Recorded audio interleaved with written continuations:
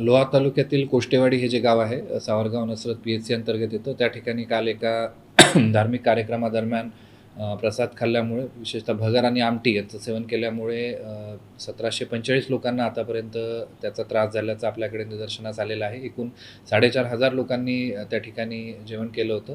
त्यापैकी 1745 लोक हे आपल्याकडे विविध शासकीय रुग्णालयांमध्ये दाखल झाले आहेत.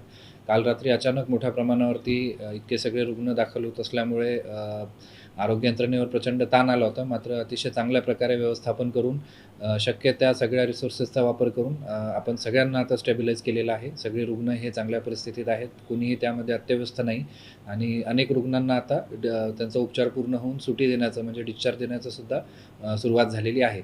यामागे नेमकं कारण काय त्याची कारणमीमांसा करण्यासाठी अन्न औषध प्रशासनाची टीम ही आता सध्या जागेवर आहे. त्यांनीसुद्धा सॅम्पल कलेक्ट केले आहेत आणि एक विशेष म्हणजे परभणी जिल्ह्यात सुद्धा शेजारी अशाच प्रकारची घटना घडली आहे. त्यामुळे या दोन घटनांचा काही संबंध आहे का याची सुद्धा आपण तपासणी करत आहोत.